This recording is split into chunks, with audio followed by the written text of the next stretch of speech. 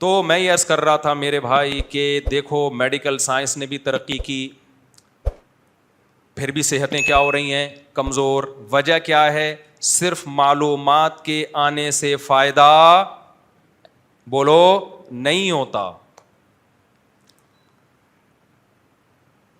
ساری دنیا کے سارے ڈاکٹر, ہاں وہ سگریٹ کی میں مثال دے رہا تھا نا, چٹکلا. سگریٹ پہ ڈبے پہ کیا لکھا ہو؟ خبردار سگریٹ سے کیا ہوتا ہے؟ کینسر. تو میں ڈاکٹروں کو اکثر ایک تجویز دیتا رہتا ہوں کہ یہ لکھو سگریٹ پینے سے مردانہ کمزوری ہوتی ہے. پھر کوئی بھی نوجوان سگریٹ, اچھا مردانہ طاقت کی دوائیں ایسے کھا رہے ہیں جیسے 18 شادیاں کرنی ہیں انہوں نے. عجیب بات ہے یار, تمہاری ایک بیوی ہے, تمہیں تو کچھ بھی نہیں کھاؤ یار. طاقت کی دوائیں کھاتا ہوا وہ اچھا لگتا ہے جو, یعنی جذبے دیکھو یار. میں تو نہ کوئی مردانہ قوت کی دوائیں بیچتا ہوں نہ بتاتا ہوں اس بارے میں, یہ تو حکیموں ڈاکٹروں کا کام ہے. لیکن پھر بھی میرے پاس آتے رہتے ہیں سب, کوئی خوراک. ابے تو کیا کرے گا خوراک کا یار, کیا کرنا ہے خوراک کا؟ کیوں شو مار رہے ہو میرے سامنے آ کے؟ تو خیر, تو ایک ہے نا, بس صحیح ہے, گزارا کرو اس کے ساتھ. اس کے لیے کسی قسم کی خوراک کی ضرورت بولو نہیں.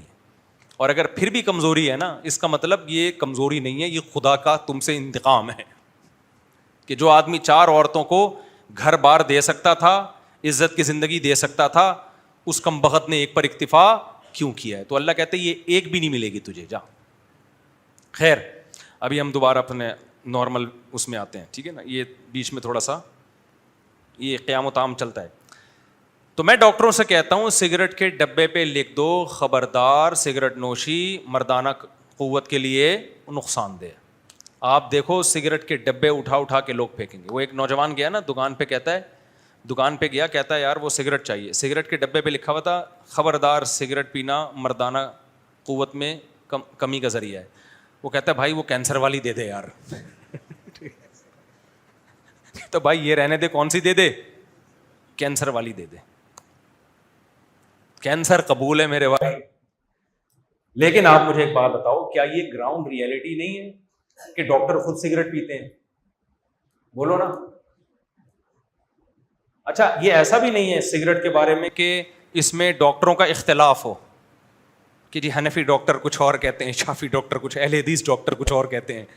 ایسا بھی نہیں ہے. یہ امریکہ کے ڈاکٹر کچھ اور کہتے ہیں, جاپان کے ڈاکٹر.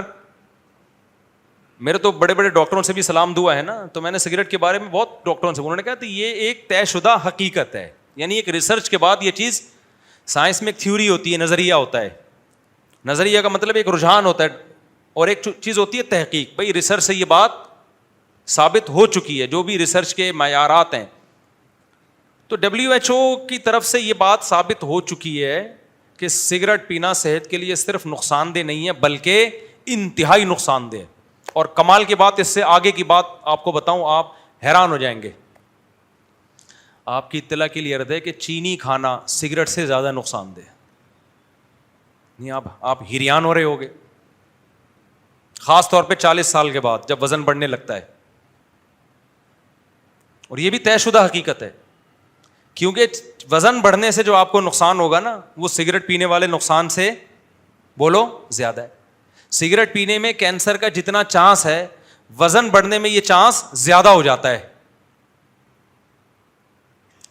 لیکن جو ڈاکٹر کہہ رہا ہوگا چینی کھانا 40 سال سے پہلے بھی نہیں کھاؤ, بچوں کو بھی چینی نہیں کھلاؤ, جان چھڑا دو اس عذاب سے. ابھی آیا تھا نا چینی مارکیٹ سے شارٹ ہو گئی, مہنگی ہو گئی, ہے شکر ادا کرو یار چھوٹ ہی جائے وہ, یا بہت کم کر دو. اللہ نے اتنی میٹھی میٹھی چیزیں پیدا کی ہیں, شہد کھاؤ, گڑ کھاؤ یار, یہ کھا لو, اللہ آپ کھجور کھا لو. یہ زیادہ کھائے بھی نہیں جاتا. چینی تو آپ ربڑیاں کھا رہے ہیں, ربڑیاں. شہد تھوڑی اتنا ڈونگا بھر کے کھا لے گا آدمی, یہ تو 2 چمچے کھائے گا بس ختم. گڑ کتنا کھا لے گا آدمی, اور اس میں شکر کی لیول بھی بہت کم ہوتا ہے. چینی تو ہے ہی ٹوٹل A to Z شکر کے علاوہ کچھ, یعنی گلوکوز کے علاوہ کچھ بھی نہیں ہے اس میں. لیکن آپ مجھے بتاؤ, ڈاکٹر ورک شاپ بھی کرواتے ہیں, نیٹ پہ بھی, ادھر ادھر بھی, لیکن خود بھی حلوے پھوڑ رہے ہوتے ہیں اور پبلک بھی حلوے مانڈے پھوڑ رہی ہے. مٹھائی کی دکانیں دے دنا دن چلتی چلی جا رہی. ہر بچے کی پیدائش پہ اسلام نے کہا تھا بچہ پیدا ہوا ہے گوشت کھاؤ گوشت کھلاؤ. ہم نے وہ اسلام کی رسم چینج کر کے مٹھائی کھائی اور مٹھائی کھلائی. نام اسلام کے رہے نہ صحت کے رہے. ایسا ہی ہے نا. دودھ اتنی بہترین چیز اللہ نے بنائی یار, کتنی تعریفیں کی اللہ نے, اور نبی نے بھوک کے وقت میں دودھ کو کھانے کے طور پہ استعمال کیا ہے. ہم نے دودھ میں بھی کیا ملا دی؟ چینی. ہم نے کہا اللہ تو نے جو ٹیسٹ دیا ہے نا وہ ٹیسٹ ہے نہیں, ایکچولی تو چینی ڈالنا بھول گیا اس میں. اور اب بغیر چینی کے دودھ ہی پسند نہیں لوگوں کو. کہتے ہیں یار بھائی بات یہ کہ اللہ نے جو ٹیسٹ پیدا کیا تھا نا وہ صحیح تھا, اب آپ کو بغیر چینی کے دودھ پسند نہیں آ رہا تو اس کا مطلب آپ اپنا ٹیسٹ خراب کر چکے ہو. آ جاؤ تھوڑے دن تک بغیر چینی کے دودھ پہ تو دوبارہ صحیح ہو جائے گا وہ. سمجھتے ہو کہ نہیں سمجھتے ہو؟ تو چینی تو ڈاکٹر کہتے ہیں کہ اس سے بھی زیادہ نقصان دہ. چینی کے ڈبوں پہ کبھی لکھا ہوا دیکھا؟ خبردار چینی کھانا صحت کے جتنی ہمیں جو انرجی چاہیے اس کے حساب سے تو چینی بہت زیادہ ہمیں انرجی دے رہی ہوتی ہے, کیلوریز دے رہی ہوتی ہے. خیر یہ ٹاپک نہیں ہے ہمارا. لیکن آپ دیکھو آپ سنتے رہتے ہیں بچوں کو چاکلیٹیں نہیں کھلاؤ, کہتے ہیں سنتے ہیں کہ نہیں سنتے؟ چاکلیٹیں نہیں کھلاؤ اور بچوں کو یہ نہیں کھلاؤ تو وہ نہیں کھلاؤ, لیکن بچہ اس کے علاوہ کچھ کھاتا ہی نہیں ہے. پاپڑ کے علاوہ بچے کے حلق میں کچھ اترتا ہی نہیں ہے. تو اس سے پتہ چلتا ہے بھائی نالج چاہے دین کی ہو یا دنیا کی, اس سے ان معاشرے کی اصلاح صرف اتنا کافی نہیں, یہ بھی ضروری ہے. نالج ہی نہیں ہے پھر تو بالکل ہی بیڑا غرق ہو جائے گا نا, لیکن اتنا کافی نہیں ہے, بلکہ اس کے لیے ہمت چاہیے عمل کی. تو عمل کی ہمت, جو ہمت والے لوگ ہوتے ہیں چاہے وہ صحت کے حوالے, دیکھو جب یہ کوالٹی انسان کے اندر ہوتی ہے نا تو پھر وہ کوالٹی ہر جگہ کام آتی ہے. ایسا نہیں ہوتا کہ ایک کوالٹی آپ کے اندر دین میں کام آ رہی ہے دنیا میں نہیں آ رہی. جیسے آپ اگر بہادر ہیں تو لڑائی جب بھی آپ لڑیں گے چاہے اللہ کے لیے لڑیں یا اپنے ابا کے لیے لڑیں, بہادر آدمی ہر جگہ لڑے گا. وہ بزدل چاہے اللہ کا معاملہ ہو ابا کا معاملہ ہو دونوں جگہ بھاگے گا. ایسا ہے یا نہیں ہے؟ کم ہمت آدمی جو سست ہے ایک نمبر کا پوستی ہے. بہت سے لوگوں کو برا لگ رہا ہوگا, میں آپ کو نہیں کہہ رہا, کچھ یہاں بیٹھے ہوئے ان کو کہہ رہے ہیں مجھ سے آپ کو ہمارے بارے میں پتہ کیسے چل گیا, لیکن میں آپ کو نہیں کہہ رہا, میں جنرلی ایک بات کر رہا ہوں. جو سست اور پوستی قوم ہوتی ہے وہ دین میں بھی ڈھیلی, لیکن وہ دنیا میں بھی کیا ہوتی ہے؟ ڈھیلی ہوتی ہے. میں یقین سے کہہ سکتا ہوں گوروں میں جو ایکٹیو لوگ ہیں نا, ایکٹیو لوگ ہیں, صبح اٹھ کے جاگنگ کرنا اپنے ٹائم, یہ اگر مذہب پہ آتے ہیں تو مذہب میں بھی کیا ہوتے ہیں؟ آگے. میں نے گورے مسلمان دیکھے ہیں نا, بہت دیکھے ہیں, کم نہیں. پہلے تو ہمارے مدرسے میں بہت آئے, تو 9/11 کے بعد پھر گوروں کا داخلہ مشرف نے بند کر دیا, گورے خود بھی آنا بند ہو گئے کہ ایسا نہ ہو پاکستان اسلام سیکھنے کے لیے آتے تھے, کمال کی بات دیکھو, تو ایسا نہ ہو آتے ہی ڈائریکٹ جنت میں ہی نہ پہنچا دیں یہ لوگ ہم کو. لیکن ہم نے گوروں کو دیکھا ہے جب مسلمان ہوتے ہیں تو پھر وہ ان کی نمازیں میری اور آپ کی نمازوں سے زیادہ اچھی ہو جاتی ہیں. وجہ کیا ہے؟ وہ بھائی اپنی پہلی زندگی میں بھی کیا تھا؟ ایکٹیو تھا. اسلام لایا ہے تو وہ ایکٹیونیس کہاں استعمال ہو رہی ہے؟ اسلام میں ہو رہی ہے. اس کو نظریہ ٹھیک نہیں تھا, علم نہیں تھا اس کے پاس کہ اسلام برحق ہے. علم ملا تو وہی موٹیویشن جو اس کو دنیا پہ چلا رہی تھی وہی کہاں چلا رہی ہے؟ وہ دین پہ چلا رہی ہے اس کو. ہمارا جو بہت بڑا مسئلہ ہے میرے بھائی, ہم کم ہمت لوگ ہیں. اس وجہ سے ہماری صحتیں بھی دیکھ لو اور ہمارا مذہب کے معاملے میں جو حال ہے وہ بھی دیکھ لو. تو ایک ہی چیز ٹھیک کرنی پڑے گی, اس سے دونوں چیزیں آپ کی کیا ہو جائیں گی؟ ٹھیک. آپ کے اندر کوئی صلاحیت ہوتی ہے, مثال کے طور پر آپ بے وقوف ہو, پھر کچھ لوگوں کو تکلیف ہو رہی ہے, میں ان کو نہیں کہہ رہا, فرض کرو آپ بے وقوف ہو, تو آپ کو کوئی دنیا کی مشکل بات سمجھائے گا تو بھی مشکل سے سمجھ میں آئے گی, دین کا کوئی پیچیدہ مسئلہ سمجھائے گا تو بھی مشکل سے سمجھ میں آئے گا. ایسا نہیں ہوگا کہ بے وقوف آدمی کی سمجھ میں دین کی بات تو جلدی آ جاتی ہے کیونکہ نیک ہے, اور دنیا کی بات آتی نہیں کیونکہ نیک نہیں ہے. ایسا ہوگا؟ بھائی دماغ تو وہی ہے نا جو سمجھنے کے لیے. کیا خیال ہے بھائی؟ غلط تو نہیں کہہ رہا میں؟ بھائی آپ نماز کے بعد مل لینا مجھ سے, شفیع اللہ آپ سے کہہ رہا ہوں, تو غلط تو نہیں کہہ رہا نا میں؟ تو آج جو بہت سے لوگ ہیں نا جن سے گناہ نہیں چھوٹ رہے, ایکچولی ہم توبہ کرتے ہیں, ایکچولی ہم سے گناہ نہیں چھوٹ, ایکچولی فجر میں ایسے لگتا ہے جیسے مردے کو قبر سے نکالا جا رہا ہے. ابھی دیکھو کتنے نمازی ہیں, فجر میں کتنے ہوتے ہیں؟ جمعے کی نماز فرض ہے تو کیا فجر کی فرض نہیں ہے کیا ہے بھائی؟ اگر فرض ہے فجر کی تو جتنا رش جمعے میں ہونا چاہیے اتنا کس میں ہونا چاہیے؟ فجر میں. لیکن حالانکہ علم ہے, اور یہی جمعہ اگر فجر میں کر دیتی نا اس شریعت کہ جمعے کی نماز فجر کے ٹائم پہ ہوا کرے گی, تو 4 آدمی بیٹھے ہوئے ہوتے یہاں پہ, ایک شاکر بھائی ہوتے, ایک چنگیزی صاحب ہوتے, اور ایک رفیع بھائی ہوتے, اور 1-2 اور. وہ میں 1-2 مبہم اس لیے رکھے ہیں کہ اگلا کہے گا میں بھی تو آتا ہوں, تو میں کہوں 1-2 میں آپ تھے. وہ اسپیس خالی رکھو تاکہ کوئی اعتراض سمجھے کہ میرے اوپر ہو رہا ہے تو اس کو کھانچا وہاں پہ فٹ کر دو. یہ بھی ایک سیاست ہے بھائی. غلط تو نہیں کہہ رہا نا؟ یہ تو شکر ہے اللہ نے دوپہر کے ٹائم پہ جتنے پوستی موستی ہیں سارے. اب ہم نے جمعے کی نماز کی تھی 1 بجے, پبلک آدھی سے زیادہ شارٹ ہو گئی. وجہ کیا ہے کہ کراچی میں ناشتہ جس قوم کا 2:30 بجے ہو رہا ہوگا تو وہ 1 بجے کہاں جمعہ پڑھنے آئے گی یار. تو ہم سب, میں دیکھو میں اس میں اپنے آپ کو بھی داخل کر رہا ہوں, میں کوئی ایسا نہیں ہوں کہ میں کہوں میں بہت آگے جا چکا ہوں, بہت باہمت آدمی ہوں. میں جو نصیحتیں کر رہا ہوں میں خود بھی اپنے آپ کو اس میں شامل کر کے تکرار کی نہیں ہے, تاکہ مجھے بھی تو ہدایت ملے. اگر میرے اندر سستی ہے تو وہ بھی دور ہو. لیکن اتنی بات ضرور ہے بھائی, ہمارے ساتھ نالج کا مسئلہ نہیں ہے اتنا, ہمارے ساتھ مسئلہ ہے کم ہمتی کا. حکومت کو چاہیے مشورہ دے رہے, ہوگا نہیں ایسے, لوگ کمنٹس کر رہے ہوتے ہیں حکومت کو مشورے دے رہے. بھائی اچھی بات کرنے میں گورنمنٹ نے پابندی نہیں لگائی. جاپان میں, چائنا میں, ان ملکوں میں باقاعدہ ورکشاپس کروا کے نا انہوں نے اپنی قوموں کی سستی کو ختم کیا ہے. ہمارے یہاں ایسا تعلیم کا کوئی سیٹ اپ نہیں ہے. کچھ دن بچے روٹین پر آتے ہیں اسکول کی وجہ سے کہ رات کو جلدی سوئیں گے, صبح اسکول جانا ہے. نماز تو آج کل بچوں میں رواج ہی ختم ہو گیا, ماں باپ اسکول کے چکر میں اٹھاتے ہیں. وہ بھی بیچ میں سال میں اتنی چھٹیاں, فلاں دن فلاں پیدا ہوئے تھے, فلاں دن فلاں کا انتقال ہوا تھا, پھر پیدا ہوئے تھے, پھر انتقال ہوا تھا, پھر پیدا ہوئے تھے, پھر انتقال ہوا تھا, فلاں کی پہلی شادی ہوئی تھی, دوسری, ہو سکتا ہے میری 4 شادیوں میں بھی چھٹی گورنمنٹ اعلان کر دے کہ فلاں دن مفتی صاحب کی چوتھی ہوئی تھی. کوئی بھروسہ نہیں. ہر کام جو دنیا میں جو کام ہو رہا ہے اس پہ کیا دے رہے ہیں؟ چھٹی. یہ قوم وہ قومیں کرے نا چھٹیاں جو ترقی کرتے کرتے چاند پہ کمندیں ڈالنے کی سوچ رہی ہوں. یار چلو علامہ اقبال کے 1 دن چھٹی, چلو یار قائد اعظم کے دوسرے دن چھٹی, چلو یار فلاں لیاقت علی خان کی تیسرے دن چھٹی. قائد اعظم تو فرما کے گئے تھے کام کام اور بس کام.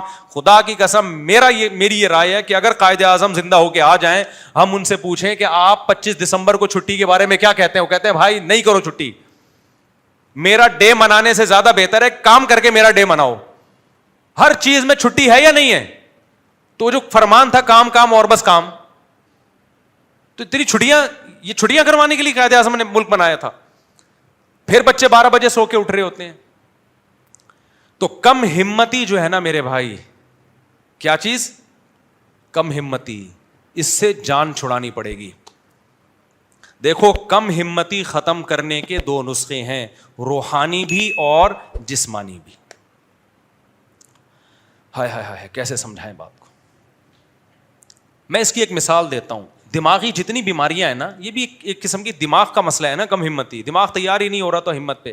تو دماغ کی جتنی بیماریاں ہیں نا وہ 2 طرح کی ہوتی ہیں, ایک روحانی اور ایک مادی بیماری, جسمانی جسے کہتے ہیں. بعض دفعہ آپ ڈپریشن میں ہوتے ہو, یہ ڈپریشن کسی روحانی مسئلے کی وجہ سے. روحانی سے وہ جن چڑیل بھوت والی روحانی نہیں. روحانی کا مطلب یہ کہ آپ دنیا کو مسافر خانہ ہی نہیں سمجھتے, آپ دنیا سے دل لگا بیٹھے ہو.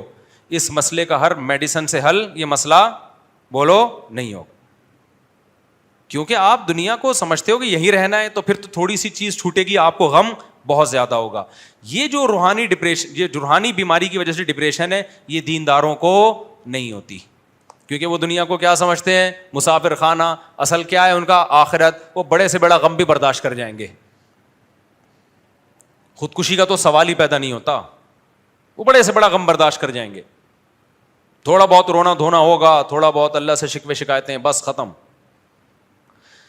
لیکن بعض دفعہ یہ جو آپ کے دماغی کے کیمیکل کچھ آگے پیچھے ہو جاتے ہیں, نیند پوری نہیں ہو رہی آپ کی, سمجھتے ہو, نیند پوری نہیں ہو رہی, یا کوئی موروثی مسئلہ ہے باپ دادا سے چلا آ رہا ہے, یہ مسئلہ اس کے جو ایکسپرٹ ہیں وہ ڈاکٹر ہوتے ہیں, وہ چیک کریں گے بھائی اس کا تو نٹ بولٹی کیا ہو گئے ہیں, بولو ڈھیلے ہو گئے. اب ٹائر اگر پبلنگ کر رہا ہے تو ضروری تو نہیں کہ اوپر موٹا آدمی بیٹھا ہے, ہو سکتا ہے بھائی اس کے نٹ ہی ڈھیلا ہو, تو جب تک نٹ ٹائٹ نہیں کریں گے تو وہ پبلنگ کرتے رہیں گے. الائنمنٹ ہی آؤٹ ہو گئی ہے گاڑی کی, کبھی بھی سیدھی نہیں چلے گی. بعض دفعہ یہ ہوتا ہے کہ ادھر لوڈ زیادہ ہے, گاڑی بھی ٹیڑھی ٹیڑھی چل رہی ہے, ایسا ہوتا ہے کہ نہیں ہوتا. اس کا حل یہ ہے کہ بھائی بیلنس کرو, کچھ بندوں کو یہاں بٹھا دو, یا جو بہت زیادہ بھاری ہے اس کو بیچ میں بٹھا دو, آدھا ادھر ہو جائے گا آدھا وہ ادھر ہو جائے گا, بیلنس ہو جائے گا. لیکن اگر الائنمنٹ ہی آؤٹ ہے میرے بھائی, تو پھر ادھر ادھر کرتے رہو گے, مسئلہ حل نہیں ہوگا. تو بعض دفعہ دماغ کی الائنمنٹ کیا ہو جاتی ہے, آؤٹ, وہ پھر ڈاکٹر سیدھا کرے گا, نٹ بولٹ دے کے میڈیسن کھلا کے, وہی کیمیکل آگے پیچھے ہو گئے. تو اسی طرح خوب سمجھ لو, کم ہمتی کے 2 اسباب ہوتے ہیں. مسئلہ تو سمجھ میں آ گیا نا, اصل بیماری ہماری ہے کیا, کم ہمتی. تو صحت میں بھی وہ چل رہی ہوتی ہے, دین میں بھی وہی چل رہی ہوتی. تو کم ہمتی کے 2 اسباب ہیں, ایک جسمانی اور ایک روحانی. روحانی سبب اس پہ میں مزید انشاءاللہ کوشش کروں گا اگلے ہفتے بہت ڈیٹیل میں بیان کروں.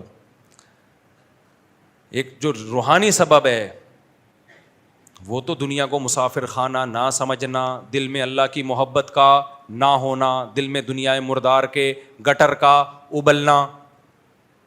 اس کا حل یہ کہ اللہ والوں کی صحبت میں بیٹھو, کچھ اللہ اللہ سیکھو تاکہ اللہ کی محبت پیدا ہو. کو تہجد کی پابندی ڈالو, نفلی روزے رکھو, تبلیغ میں وقت لگاؤ, بزرگوں کے پاس بیٹھو, علماء کے بیانات سنو, اور فالتو چیزوں سے اپنے آپ کو بچاؤ, ڈراموں فلموں سے سارا دن ٹی وی کے آگے کرکٹ دیکھتے رہنا, غیبتوں کی محفل, ان برائیوں سے بچاؤ, بری صحبت سے دور رہو, اچھی صحبت کے قریب آؤ. یہ بہت ہی مختصر بیان کر رہا ہوں میں, باقی اس میں بڑی لمبی ڈیٹیل ہے.